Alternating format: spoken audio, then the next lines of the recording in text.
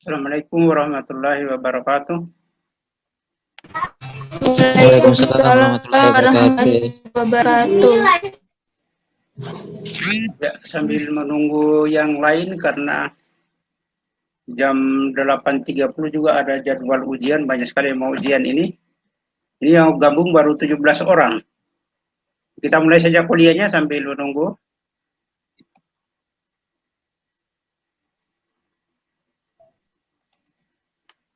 Kuliah hari ini kita lanjutkan dengan pembahasan tentang teknik penulisan butir tes esai. Sambil nanti minggu depan insya Allah kita lanjutkan dengan teknik penulisan butir tes high order thinking skill atau tes kemampuan tingkat tinggi. Kalau kita bicara tes esai, tentu esai ini beda dengan tes pilihan ganda, di mana dalam tes esai itu sendiri adalah dimungkinkan siswa untuk mengkonstruksi jawaban sendiri. Dibanding dengan tes esai dengan pilihan ganda, kalau pilihan ganda itu siswa mereka menganalisis jawaban yang sudah dibuat oleh penulis tes. Kalau di sini tentu butuh keterampilan khusus untuk menjawab dan keterampilan untuk menulis jawaban.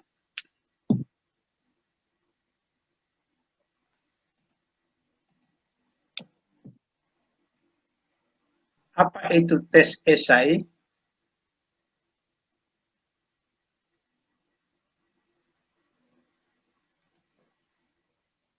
Tes esai itu adalah tes yang menghendaki siswa untuk mengorganisasi gagasan dengan cara mengekspresikannya dalam bentuk uraian tertulis.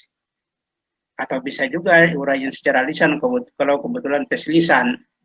Tapi kalau tes tertulis berarti uraian secara tertulis yang dimana di situ adalah siswa dikehendaki untuk mengemukakan jawaban atau mengorganisasi gagasan, kemudian mengekspresikannya secara lisan atau tertulis.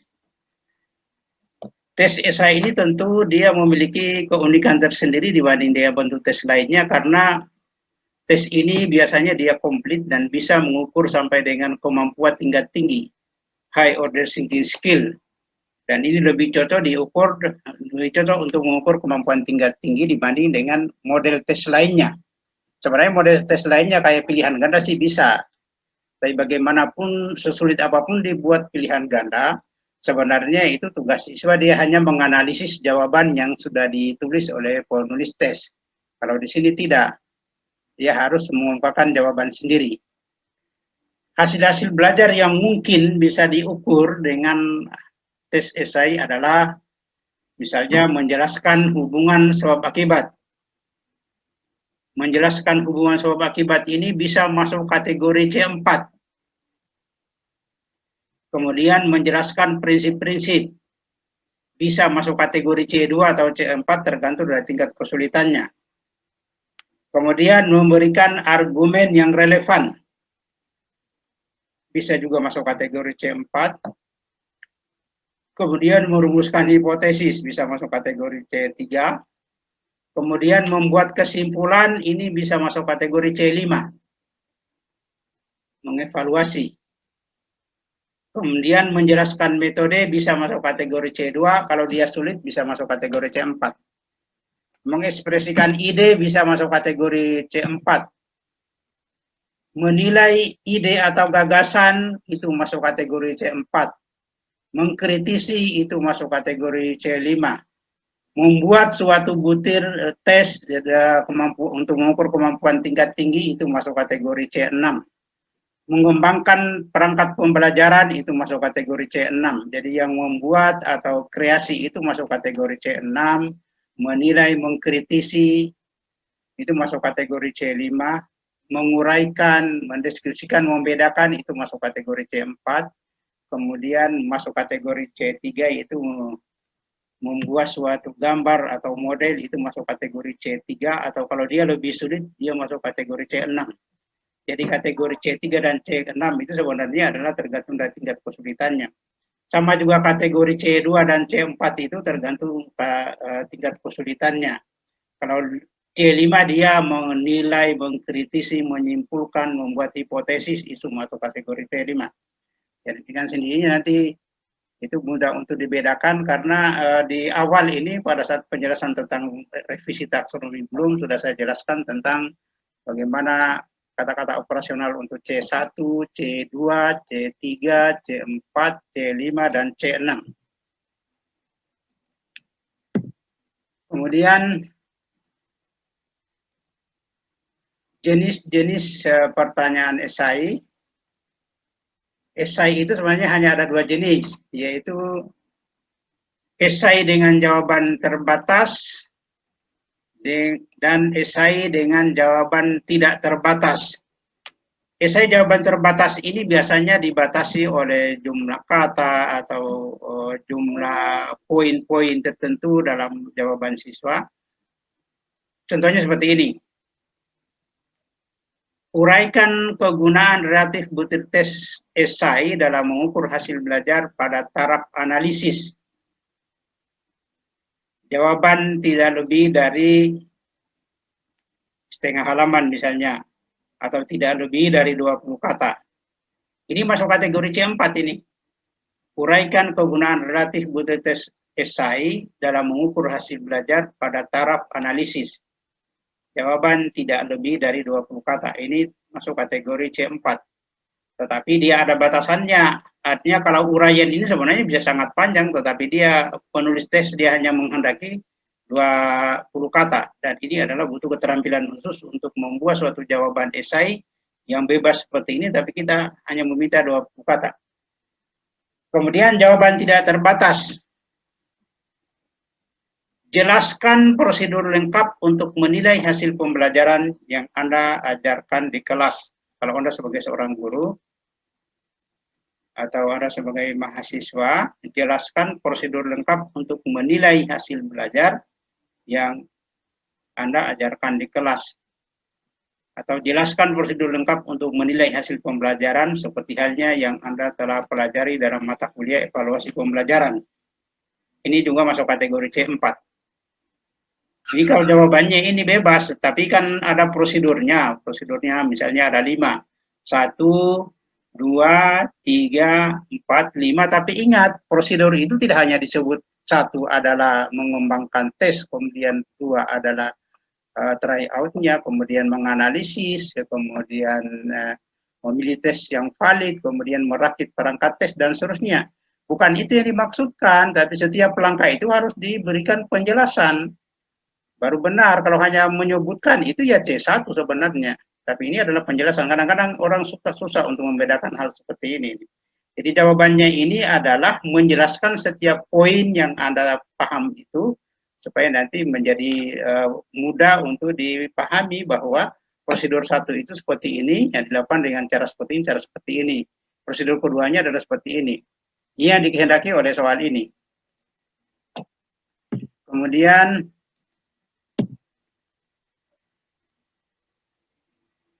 sekarang yang kita lanjutkan dengan aturan penulisan pertanyaan esai.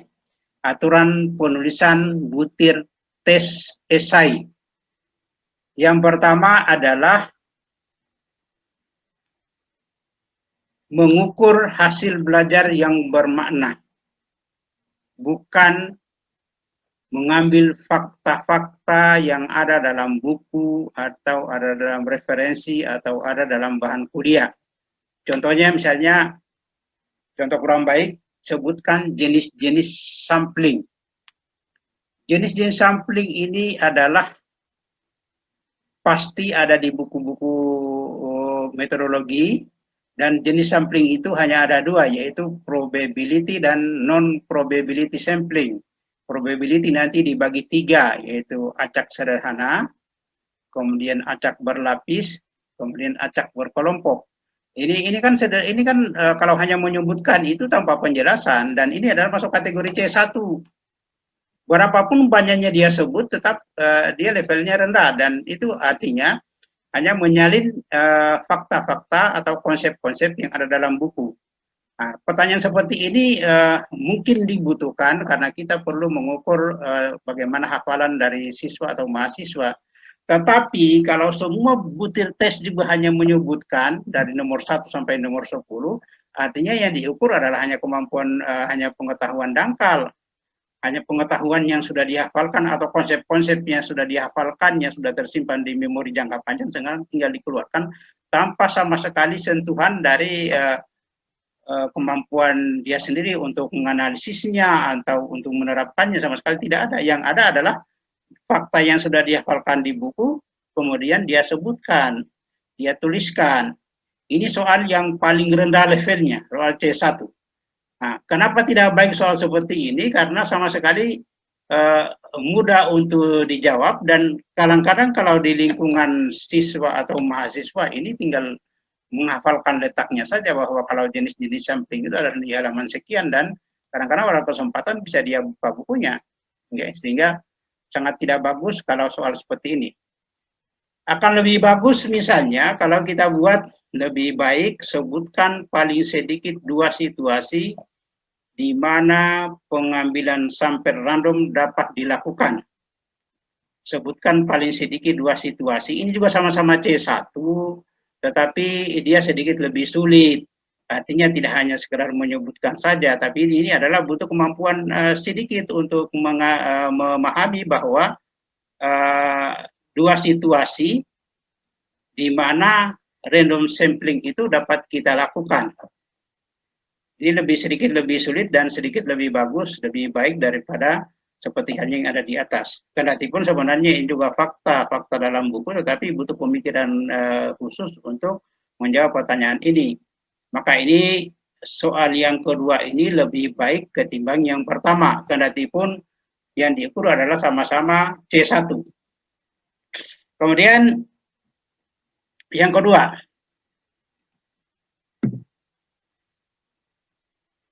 buat pertanyaan yang arah jawabannya pasti atau jelas.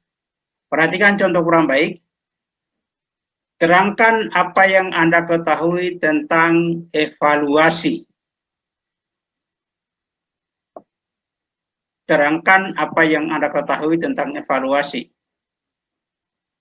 Sebenarnya yang diinginkan apa? Ini tidak memberi arah jawaban yang dikehendaki oleh penguji. Karena ini kan sebenarnya mungkin apakah yang dimaksudkan itu definisi evaluasi sehingga perlu diterangkan oleh siswa, ataukah misalnya prosedur evaluasi sehingga perlu diterangkan, ataukah manfaat evaluasi dan seterusnya. Ini kurang jelas arahnya mau kemana tes ini. Apakah misalnya terangkan apa yang Anda ketahui tentang evaluasi, apakah yang dimaksudkan definisi evaluasi, apakah prosedur evaluasi, apakah penggunaan evaluasi, atau cara mengembangkan instrumen evaluasi. Ini tidak jelas. Maka sebaiknya dibuat lebih jelas supaya siswa tidak bingung. Terangkan prosedur evaluasi. Kalau ini jelas prosedurnya yang diterangkan. Kalau prosedurnya ada 5, maka tentu dia akan menyebutkan satu-satu, kemudian nanti dia akan menjelaskan tentang prosedur evaluasi sendiri. Jadi lebih bagus dipastikan arah jawabannya kemana. Kalau soal ini kurang bagus, ini orang bisa salah pemahaman, salah interpretasi sehingga jawabannya bisa bervariasi. Tapi kalau ini jelas, terangkan prosedur evaluasi. Atau mungkin jelaskan, kalau ini mungkin kita ubah menjadi jelaskan definisi evaluasi, berarti definisinya dijelaskan dengan kata-kata sendiri, mungkin dengan uraian sendiri, itu bisa masuk kategori C2. Atau misalnya terangkan kegunaan evaluasi, mungkin nanti kegunaan evaluasi yang diminta penjelasan dari peserta tes.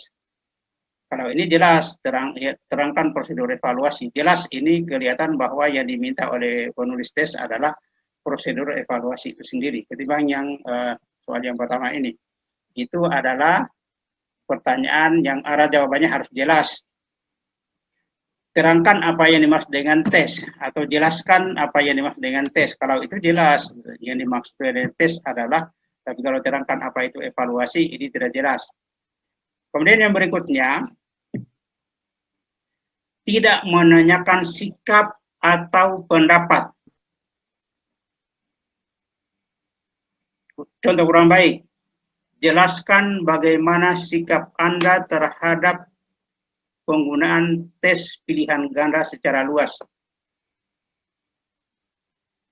Ingat, pendapat atau sikap atau persepsi itu adalah sifatnya sangat individualistis. Kalau kita disuruh menyikapi atau mempersepsi sesuatu, maka tentu tergantung dari pengetahuan kita tentang hal yang kita persepsi itu. Dan persepsi satu orang dengan orang lainnya pasti berbeda-beda, tergantung dari sudut pandangnya dia, tergantung dari pemahamannya dia. Kalau saya diminta sikap, maka tentu sikap saya sendiri dan itu tidak bisa disalahkan. Sama juga dengan kalian, kalau ada soal seperti ini dan diminta sikap, maka sikap itu tidak ada benar salahnya. Maka semua jenis sikap yang dikemukakan oleh siswa atau mahasiswa itu harus dibenarkan, harus ada nilainya. Tentu mungkin ada poin khusus barangkali sikap yang diinginkan oleh penulis tes, tapi yang jelas kalau sikap itu adalah perasaan suka atau tidak suka, senang atau tidak senang, mau atau tidak mau, dan itu orang tidak bisa dipaksa dengan sikap itu. Maka ini pertanyaan seperti ini adalah pasti tidak jelas apa yang dikehendaki, dan semua jawaban siswa sesuai dengan sikapnya harusnya dikasih nilai 100, tidak boleh dinilai rendah oleh pembuat soal, karena sikap itu adalah sangat personal atau individualistis. Maka itu sebaiknya jangan membuat tes seperti ini. Contoh yang baik adalah jelaskan mengapa pada ujian nasional selalu digunakan tes pilihan ganda. Ini soal C2. Tetapi ini jawabannya jelas. Jawabannya jelas ketimbang yang tadi, yang mengukur sikap. Jelaskan bagaimana sikap Anda terhadap penggunaan tes PG secara luas. Ini pasti jawabannya tidak jelas. Semua jenis sikap mahasiswa atau siswa itu harus ada nilainya dan nilainya semua 100. Tapi kalau ini jelaskan mengapa pada ujian nasional selalu digunakan tes pilihan ganda. Kalau ini juga masuk kategori C2 tetapi arah jawabannya jelas. Apa sebabnya kenapa digunakan tes pilihan ganda? Silakan dijawab di sini. Ini lebih jelas jawaban yang dikehendaki oleh penulis tes. Kemudian yang berikutnya, sebaiknya pertanyaan diawali oleh kata-kata. Bandingkan. Silakan dibuka-buka kembali tentang materi kuliah awal. Bagaimana kata-kata operasional untuk menuliskan butir C1 sampai dengan C6 yang hasil revisi taksonomi Bloom oleh Anderson dan Krathwohl. Di mana kalau kita menggunakan kata-kata bandingkan di soal itu, maka ini pasti adalah C4. Bandingkan kelebihan dan kelemahan tes esai dan tes pilihan ganda. Ini adalah pasti C4. Berikan alasan. Ini juga masuk kategori C4. Jelaskan mengapa. Ini bisa jadi masuk kategori C2. Berikan contoh. Ini antara C1 atau C3, tapi lebih cenderung ke C1 karena ini termasuk soal yang mudah. Terangkan. Ini bisa masuk kategori C2 atau C4 tergantung dari tingkat kesulitannya. Bisa dibuka itu karena TEL itu menceritakan dia ada di C2 dan ada di C4. Maka ini sebenarnya tergantung dari tingkat kesulitan jawabannya. Kalau jawabannya lebih sulit tentu bisa kita kategorikan C4, tapi kalau dia sedikit lebih mudah maka bisa kita kategorikan sebagai soal C2. Simpulkan, ini pasti C5. Buat suatu hipotesis, itu pasti C5. Nilai berdasarkan kriteria. Ada kriteria yang diberikan, kemudian nilai, itu masuk kategori C5. Berdasarkan kriteria yang telah Anda pelajari dalam mata kuliah evaluasi pembelajaran, nilai kualitas butir tes tersebut, itu masuk kategori C5. Mengelompokkan, ini masuk kategori C3. Kemudian buatkan sesuatu, ini masuk kategori C6. Gambarkan, ini masuk kategori C6. Buatkan bagan atau buatkan grafik, ini masuk kategori C6. Nah, tugas kalian adalah untuk mengingat kembali materi di awal. Ada saya sudah sampaikan, saya sudah kopikan malah. Di situ tertulis kata-kata operasional untuk mengembangkan butir C1 sampai C6 yang hasil revisi dari Anderson dan Krathwohl. Kemudian yang berikutnya, Jangan memberi kesempatan untuk memilih hanya sebagian pertanyaan. Kadang-kadang kalau kita menghadapi tes esai, misalnya dari 7 nomor kita disuruh memilih 5. Kenapa ini tidak dibenarkan? Karena dalam tes itu nanti kita diharuskan untuk menilai. Menilai itu kemudian kita akan membandingkan antara siswa satu dengan siswa yang lain. Andaikan kalau kita memberikan dan siswa menjawab pertanyaan yang berbeda, kita memberikan soal-soal yang berbeda, yang bisa memilih dan mereka menjawab soal yang berbeda, maka akan kemungkinan kita tidak bisa membandingkan antara capaian satu siswa dengan siswa lainnya. Itu alasan yang pertama. Kemudian yang kedua, dari 40 siswa yang satu kelas, misalnya satu yang 20 lainnya memilih soal yang berbeda, antara yang satu dengan yang lain, maka dipastikan bahwa reliabilitas tes itu akan rendah. Kenapa rendah? Karena reliabilitas ini biasanya tergantung dari variasi skor dan banyaknya siswa yang menjawab butir tes itu sendiri. Jadi kalau hanya dari 40 hanya 20 yang menjawab butir itu berarti validitasnya, reliabilitasnya dipastikan rendah. Kemudian mempersulit pemeriksa dalam membandingkan skor peserta tes. Kenapa mempersulit? Karena pada saat kita memeriksa, terutama tes esai, nanti kita akan membandingkan kualitas antara satu siswa dengan siswa lainnya.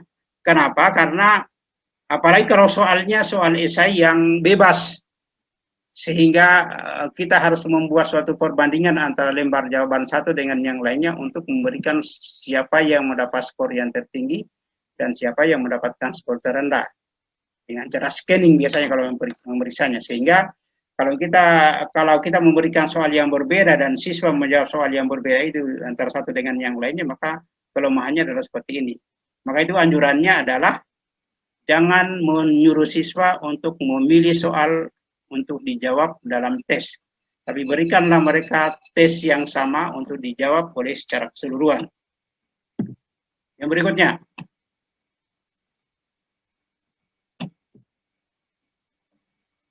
beberapa hal yang harus diperhatikan sehubungan dengan sasaran ukur tes uraian adalah, yang pertama, butir tes sesuai dengan indikator.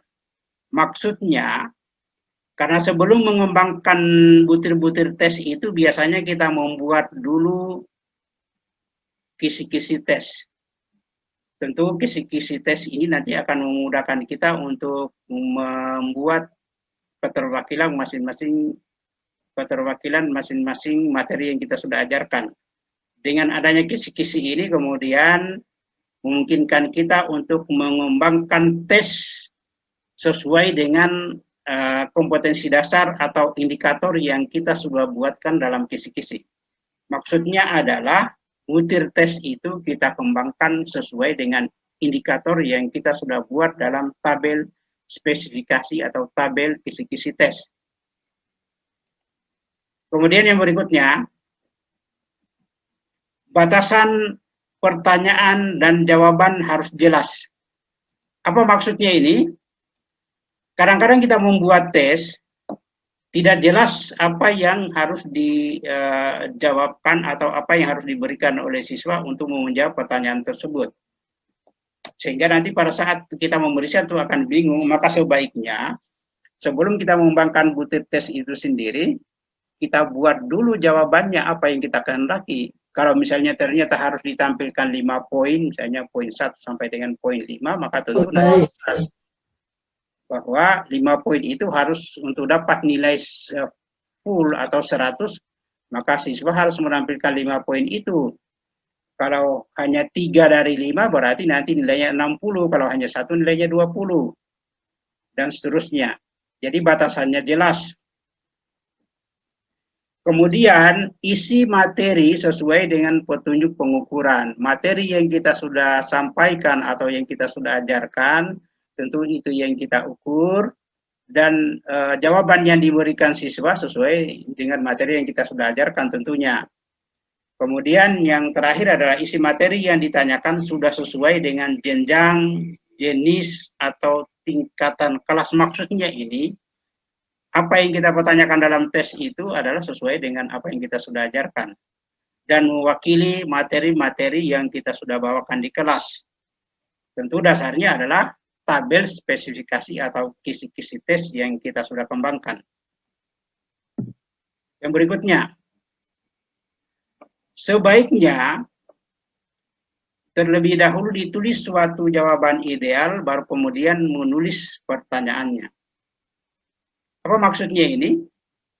Jadi kita sebagai pembuat tes, apalagi kalau tesnya uraian bebas, maka kita harus paham dulu, kita harus tuliskan dulu jawaban idealnya apa, baru kita buat pertanyaannya. Sebab nanti kalau tidak, kita nanti akan bingung meriksa mana jawaban yang benar. Jadi kita buat dulu jawaban idealnya, kemudian nanti kita tuliskan dalam tesnya, sehingga nanti mudah untuk meriksanya. Cara ini akan banyak menolong menghindari pertanyaan yang kurang terarah atau pertanyaan yang mengandung lebih dari satu jawaban terbaik. Ini maksudnya. Kemudian beberapa hal yang harus diperhatikan sehubungan dengan sasaran ukur tes uraian adalah butir tes itu sesuai dengan indikator. Kemudian batasan pertanyaan dan jawaban harus jelas. Tadi sudah ya. Kemudian nomor 8,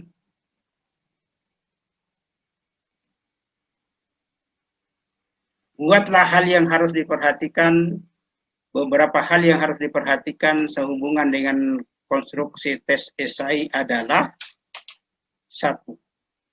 Buatlah suatu petunjuk yang jelas tentang cara mengerjakannya. Maksudnya petunjuknya harus jelas bagaimana cara menjawabnya. Kemudian yang kedua, buatlah pedoman penskoran secara segera setelah tesnya ditulis. Ada pedoman scoringnya yang harus kita kembangkan supaya nanti memudahkan kita dalam memeriksa. Kemudian hal-hal lain yang menyertai butir tes seperti tabel, gambar, grafik, peta atau yang sejenisnya harus disajikan dengan jelas dan terbaca, maksudnya dalam tesnya. Kalau ternyata tes itu butuh tabel atau gambar-gambar yang kemudian siswa harus menjawab melalui membaca tabel itu, maka tabelnya harus jelas, gambarnya harus jelas, grafiknya harus jelas, atau petanya harus jelas supaya nanti bisa langsung diacu oleh siswa dalam menjawab pertanyaan-pertanyaan yang kita berikan. Kemudian nomor 9, beberapa hal yang harus diperhatikan sehubungan dengan penggunaan bahasa. Yang pertama adalah menggunakan bahasa yang sederhana dan komunikatif sehingga mudah dipahami oleh siswa. Kemudian rumusan butir tes tidak mengandung kata-kata yang dapat menyinggung perasaan peserta didik atau kelompok tertentu. Ini maksudnya terkait dengan penggunaan bahasa supaya siswa itu mudah memahami butir tes yang kita kembangkan, maka gunakanlah kata-kata yang tidak berbelit-belit. Janganlah mengecoh siswa dengan kata-kata yang berbelit-belit sehingga memungkinkan mereka untuk bingung sebelum menjawab butir tes itu, karena yang harusnya yang membuat siswa itu bingung adalah karena ketiadaan ilmu atau kekurangan kemampuan untuk pemahaman tentang konten tes itu sendiri atau konten yang diteskan. Bukan karena format soalnya yang berbelit-belit atau bukan karena bahasanya yang tidak masuk akal. Kemudian yang berikutnya ada rumusan butir tes tidak menggunakan kata-kata yang menimbulkan penafsiran ganda. Kalaupun ada kata-kata itu, maka sebaiknya dikasih catatan tersendiri, misalnya dalam kurung. Untuk kata-kata motivasi misalnya, motivasi untuk ukuran anak SD, itu mereka bingung. Apa itu kata motivasi? Maka sebaiknya kata itu jangan digunakan dalam tes, tapi gunakanlah yang familiar dengan lingkungan mereka. Gunakanlah bahasa yang baik dan benar. Bahasa Indonesia yang baik dan benar. Kemudian rumuskan butir sudah mempertimbangkan segi bahasa dan budaya. Artinya butir-butir yang kita kembangkan itu tentu dari segi bahasanya rasional dan masuk akal, kemudian dari segi budaya juga tidak menyinggung perasaan atau tidak menyinggung perasaan kelompok tertentu. Itu sebaiknya untuk perumusan butir tes. Gunakan kata-kata yang sederhana yang bisa dipahami oleh peserta tes. Kemudian di sini saya berikan contoh-contoh tes ini untuk menjadi acuan. Ada C4, C5, dan C6. contoh C4. Ini tentu sesuai dengan taksonomi belum revisi yang saya kenalkan di awal, yaitu revisi Anderson dan Krathwohl tahun 2001. Contoh C4-nya, seorang guru akan mengukur kompetensi siswa dalam menganalisis data dengan menggunakan analisis korelasi. Uraikan langkah-langkah yang harus dilakukan siswa tersebut dalam menganalisis data. Jelaskan masing-masing langkah yang telah Anda buat. Ini masuk kategori C4. Jadi maksudnya itu adalah ada data, kemudian siswa disuruh untuk menganalisis. Kemudian disuruh setiap langkah yang digunakan dalam menganalisis itu disuruh jelaskan. Ini masuk kategori C4. Kemudian contoh C5. Temukan seperangkat tes pilihan ganda yang telah dikembangkan oleh guru atau dosen kalian. Lakukan suatu penilaian kritis tentang kualitas butir tes tersebut berdasarkan petunjuk penulisan tes pilihan ganda yang telah Anda pelajari. Tadi yang lalu kita sudah buat analisisnya tentang bagaimana menulis butir tes pilihan ganda. Sekarang diminta mencari butir tes yang dikembangkan oleh siapa saja, kemudian analisis bagaimana tes tersebut. Analisis secara teoritis tentunya, bukan analisis secara empiris, karena empiris nanti uji coba. Jadi dianalisis butir-butir itu, apakah dia masuk kategori butir tes yang baik, dan dia masuk kategori C berapa, apakah C1, C2, C3, C4, C5, C6. Ini adalah contoh kategori soal C5. Ini tentu termasuk soal yang sulit ini. Kemudian contoh C6, buat suatu perencanaan penilaian hasil belajar siswa yang mencakup langkah-langkah pengembangan instrumen penilaian sesuai dengan materi yang telah Anda pelajari pada mata kuliah evaluasi pembelajaran.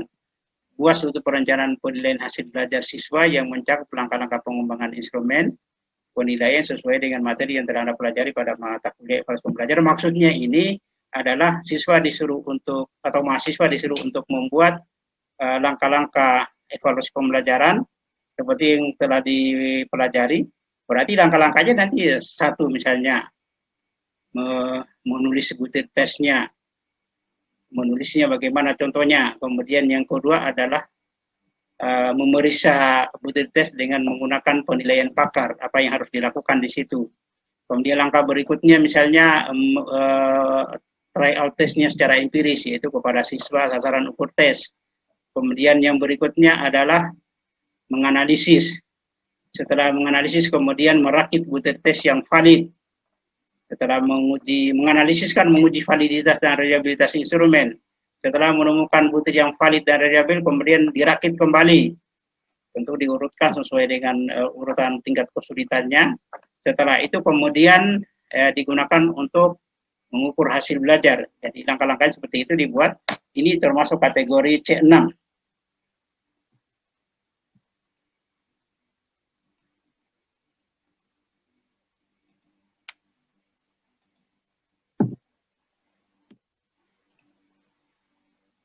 Kemudian untuk teknik penskoran dalam tes esai, teknik scoringnya biasanya diawali dengan identifikasi unsur-unsur utama yang harus ada dalam jawaban siswa. Ya, tadi sudah kita jelaskan bahwa kalau tes esai itu memang dia agak unik, dan jawaban-jawaban yang berikan siswa tentu jawaban tertulis dan dia bisa bervariasi, sehingga kalau kita tidak punya kemampuan untuk memeriksa itu agak sulit untuk membandingkan antara satu siswa dengan siswa yang lainnya. Sehingga di sini dibutuhkan suatu instrumen khusus untuk men-skor hasil-hasil dari jawaban siswa. Ini contoh scoring, jadi scoringnya ini bisa kita menggunakan skala satu butir itu skalanya 0 sampai 2, 0 sampai 4, 0 sampai 5 atau 0 sampai 10. Tadi kita bahas, misalnya kita contohkan, kita menggunakan skala 0 sampai 10. Kalau dari satu butir pertanyaan, kemudian siswa hanya menulis rumus tetapi salah, misalnya pertanyaan tentang hitung-hitungan, siswa itu hanya menulis rumus tetapi salah, maka tentu nilainya 0. Kalau dia menulis rumus dan cara penyelesaiannya benar, rumus dan cara penyelesaiannya benar, tetapi angka-angka yang dituliskan salah semua, maka itu bisa kita kasih skor 2,5. Jadi rumusnya benar, langkah-langkah penyelesaiannya benar, tapi apa yang dituliskan di dalam salah semuanya, maka itu kita kasih skor 2,5. Kalau rumus dan cara penyelesaiannya semuanya benar, tetapi angka-angka yang ditulis hanya sebagian yang bagian kecil yang benar, maka itu nilainya adalah 5.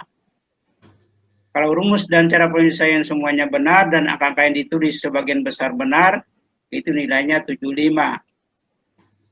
Kalau rumus dan cara penyelesaiannya semuanya benar dan angka-angka yang dituliskan semuanya benar, maka itu nilainya adalah 10. Artinya ini skor ini nanti tinggal kita adaptasi kalau kita menggunakan esai dengan jawaban bebas dan bukan hitungan, penjelasan bebas, maka tentu kalau yang dituliskan semuanya benar, maka kalau yang dituliskan mungkin dia menulis 1 lembar tapi semuanya salah, sama sekali tidak ada harganya, nilainya 0. Tapi kalau dia menulis misalnya banyak yang ditulis tapi hanya sebagian kecil yang benar, mungkin kita kasih 2,5. Semua yang dia tulis itu sebagian benar, maka kita kasih 5.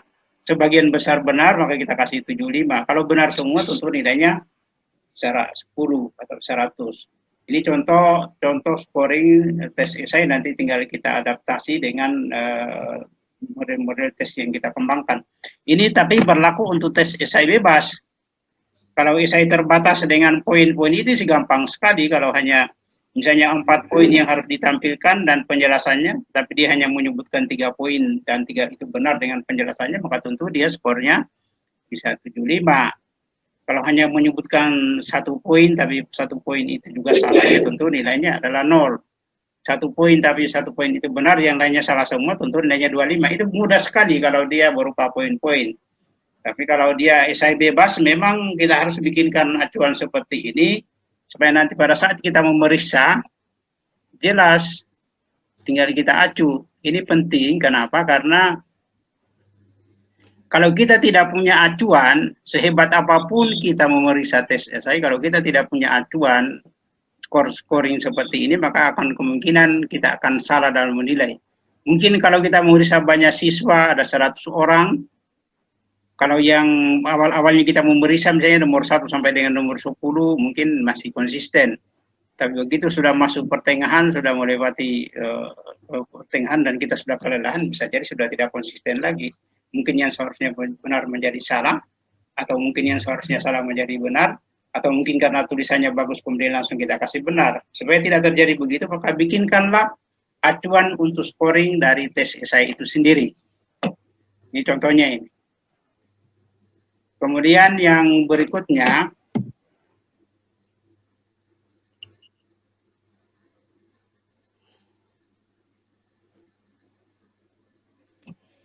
sedangkan ini kan tadi perskoran secara analitis ini, jadi dianalisis per komponen, mana salah, mana benarnya. Tapi kalau kita menggunakan penskoran secara holistis, yaitu skor siswa sekaligus di skor secara keseluruhan, maka tentu di sini harus kita lebih lihai lagi, lebih ahli lagi dalam menilai, karena ini butuh keterampilan khusus. Tetapi ada beberapa acuan yang dikembangkan di sini. Yang pertama adalah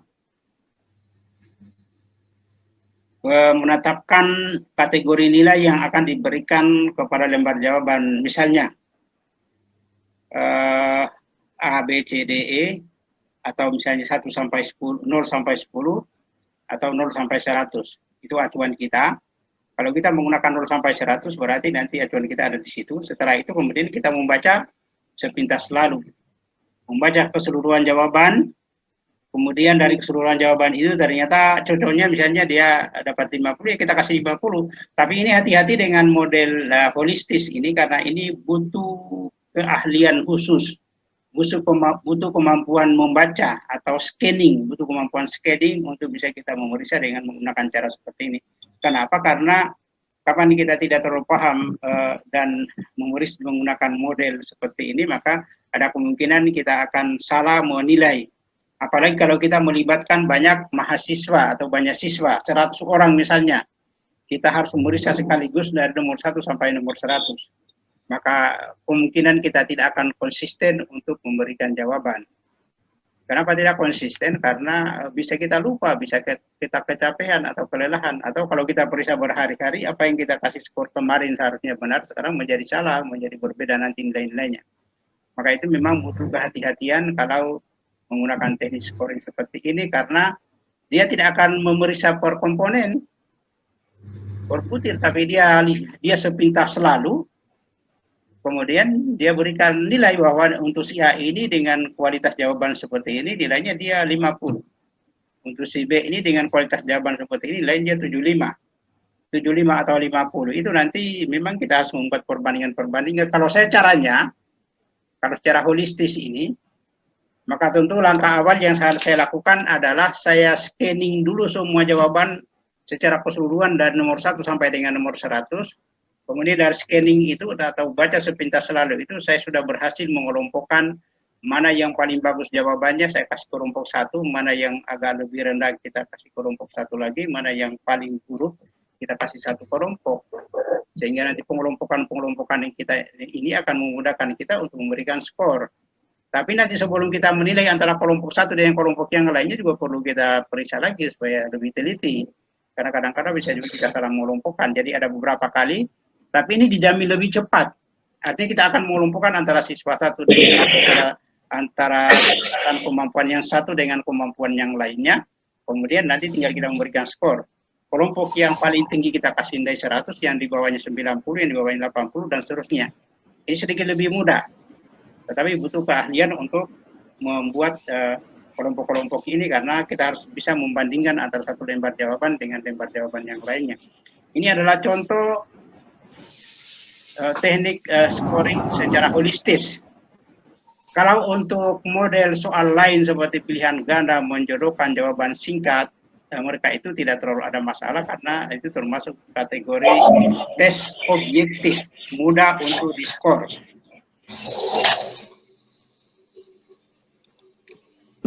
Ya, untuk tes esai saya kira tidak terlalu banyak penjelasannya. Nanti saya kirimkan lagi untuk tugas berikutnya. Silakan kalau ada pertanyaan. Hari ini pembahasannya juga kita bahas saja untuk kategori tes esai, bahwa tadi kesimpulannya begini. Tes esai itu ada 2 model, ada esai bebas dan esai terbatas. Kalau esai terbatas itu biasanya dia ada batasan-batasan tertentu untuk memberikan jawaban. Mungkin jelaskan 3 fungsi evaluasi, yang diminta hanya 3. Kalau model tes seperti ini gampang scoringnya, tinggal kita lihat kalau dia menyebutkan 3-3-nya dan 3-3-nya benar, skornya 100. Kalau dari 3 hanya 2 dan itu benar, berarti bisa kita kasih 60 atau 70 dan seterusnya. Tapi kalau untuk jawaban bebas memang itu agak sulit. Semua orang juga kesulitan. Maka itu supaya kita adil dalam menilai, maka kita harus bikin pedoman scoring seperti yang saya lihat tadi. Saya perlihatkan itu pedoman scoring itu akan memudahkan kita untuk memberikan skor kepada siswa-siswa dengan berbagai tingkatan. Kemudian yang berikutnya, ada beberapa hal yang harus dipahami dalam mengembangkan tes esai. Yang pertama adalah harusnya yang dikembangkan itu adalah hasil belajar yang bermakna. Jangan hanya menanyakan hal-hal yang sifatnya dangkal yang tertulis di buku kita. Apalagi kalau kondisinya sekarang lagi pandemi ini, orang ujian di tempatnya masing-masing. Kalau kita salingkan di buku soal-soalnya, maka gampang sekali untuk ditebak, mudah untuk dijawab. Maka itu akan lebih bagus kalau kita bikin soal-soal yang sifatnya sulit dan open book. Open book itu maksudnya soal-soal itu kita buat tingkatan C4, C5 atau C6 atau tingkatan-tingkatan sulit, sehingga ikan muat telur. Ikan telur. Halo, kenapa itu? Coba ayam telur. Coba Fahri Ali dimatikan itu dulu, di-mute dulu supaya tidak kedengaran suaranya. Siapa itu Fahri Ali, coba. Di-mute dulu supaya tidak kedengaran suaranya. Ini kan telur. Fahri, Ali, coba Fahri, dengar nggak itu? Fahri. Lah Ode Muhammad siapa ini? Coba di mute dulu supaya tidak mengganggu suaranya, kan mengganggu kita itu kalau gitu itu. Matikanlah. Perhatikan bahwa kalau kita mengembangkan tes esai, jangan menyalin kata-kata yang ada dalam buku. Ini poin utama yang harus diperhatikan. Jangan menyalin kata-kata yang ada dalam buku. Kenapa? Karena terlalu mudah untuk ditebak. Itu bukan soal itu kalau begitu, itu suruh menyalin di buku. Karena bagaimanapun sulit, bagaimanapun ketatnya penjagaan, kalau menyalin dalam buku, maka orang tinggal cari kesempatan. Saya masih ingat waktu saya masih kuliah, kalau soal-soal yang disalin di buku itu terlalu mudah untuk dijawab. Tidak ada sulitnya. Tapi cobalah buat soal yang nilainya, yang kategorinya adalah open book. Open book itu sebenarnya tidak sulit juga, hanya kita tidak menyalin kata-kata dalam buku. Jadi, tapi tentu butuh pemikiran untuk bisa dijawab. Maksudnya jangan persis dibuat seperti dalam buku, tapi buatlah dengan kata-kata sendiri. Kemudian sehingga kalau untuk menjawabnya butuh kemampuan berpikir, tidak menyalin jawaban di buku. Kalau menyalin juga nanti jadi salah. Kan model seperti itu. Tapi kan kebanyakan orang karena ketidakpahaman tentang teori tes, yang dites adalah sebutkan definisi evaluasi. Definisi evaluasi tinggal menyalin lah. Tetapi kalau uraikan prosedur evaluasi memang sudah ada langkah-langkahnya, tapi uraian ini hati-hati. Uraian itu tidak hanya menuliskan, kalau prosedurnya sih gampang disalin, tetapi kan uraian setiap langkah itu yang harus dilakukan apa? Itu butuh pemikiran. Ini boleh dimasukkan sebagai soal. Kalau mungkin langkah-langkahnya, prosedurnya itu 1, 2, 3, 4, 5, silakan dia salin. Tapi kan yang kita butuhkan uraiannya. Bisa dibuat, ya maksudnya soal apalagi soal kategori C4 ini. Kategori C4. Jadi kalau hanya menyalin tentang langkah-langkahnya, sudah pasti salah lah. Karena uraian yang kita inginkan. Kalau misalnya uraian yang pertamanya adalah mengembangkan butir tes, apa yang harus dilakukan orang dalam mengembangkan butir tes? Tentu di situ agak panjang ceritanya. Setelah dikembangkan terus apa lagi? Di try out. Try out-nya bagaimana caranya? Ada 2 tahap di situ. Try out ke ahli dan try out ke responden atau empiris, atau ke apalagi sasaran ukur tes. Kalau yang kita mau ukur siswa ya ke siswa itu sendiri. Kemudian dan seterusnya sehingga nanti orang tidak akan menyalin. Kemudian yang berikutnya, jangan mengukur hal-hal yang sifatnya terlalu dangkal. Dangkal itu maksudnya apa yang dimaksud dengan tes? Tes itu kan gampang sekali tuh. Tetapi kalau disuruh membuat tes, buatkan suatu tes yang mengukur tentang tingkat kemampuan C4 disertai dengan jawabannya, tidak mudah. Perhatikan, itu tidak mudah. Kadang-kadang kalau saya suruh bikin tes atau ujian dengan tes dan dengan jawabannya, itu saya ingin melihat dia suruh menguraikan prosedur evaluasi, tetapi begitu jawabannya ternyata hanya menyebutkan prosedurnya, tidak ada uraiannya. Itu yang keliru. Kalau hanya menyebutkan prosedurnya, salah lah. Mungkin kalau kita kasih skor, ya kita kasih skor dari 100, mungkin kita kasih skor 5, sudah lumayan itu. Tapi yang kita butuhkan di situ kan uraiannya. Ini perhatikan, ini nanti saya akan kasih tugas begini. Misalnya kalau saya suruh membuat butir C4, tadi saya sudah kasih contoh. C4 itu tentu dengan jawabannya. Jawabannya juga harus pas dengan jawaban C4. Jangan yang ditanya uraian, tentu ternyata yang jawabannya hanya menyebutkan. Sebanyak apapun jawabannya, kalau itu menyalin kata-kata yang ada di buku, itu masuk kategori C1. Kenapa C1? Karena itu kan sama sekali tidak ada sumbangsi dari yang menjawab. Hanya menyalin kata-kata yang sudah disusun oleh orang. Itu maksudnya itu, dan itu masuk kategori C1. Kendati pun menyalinnya sampai 2 halaman. Itu yang keliru kalau dalam pengembangan, saya perhatikan kesalahan kalian di situ kalau mengembangkan butir tes. Kemudian yang berikutnya adalah tentu tadi pedoman scoring. Kenapa itu perlu? Karena itu pedoman scoring itu terutama kita butuhkan untuk tes yang sifatnya esai bebas. Esai bebas maksudnya siswa nanti akan menjawab dengan berbagai macam karakter jawaban. ada yang 1 halaman, ada yang 2 halaman, ada yang 3 halaman. Jadi nanti memang kita juga di sini butuh kemampuan membaca, butuh waktu untuk menelusuri setiap jawaban itu benar dan salahnya. Kalau ini kita perlu bikin tadi itu langkah-langkah untuk scoringnya, sehingga tidak merugikan siswa itu sendiri. Itu yang pokok, tapi saya ulangi satu hal, kalau misalnya kayak model sekarang kan kalian ada di tempatnya masing-masing dengan fasilitas buku atau dengan Google. Sekarang kata orang Google itu apapun bisa ditanya. Maka kalau kita memberikan soal-soal yang mudah, itu terlalu mudah untuk, itu pasti bukan pemikiran sendiri, pasti adalah hasil menyalin. Maka itu perhatikan ini. Yang berikutnya saya lihat, kalau saya kasih tugas misalnya kayak membuat soal, jangan pernah menyalin di Google, karena saya juga sudah baca juga itu, dan itu salah. Lebih ikuti ya, materi kuliah saya, baru jawab sesuai dengan isi materi itu. Jangan menyalin di Google. Oke lah, nanti kita lanjutkan minggu depan. Assalamualaikum warahmatullahi wabarakatuh. Waalaikumsalam warahmatullahi wabarakatuh. Juga,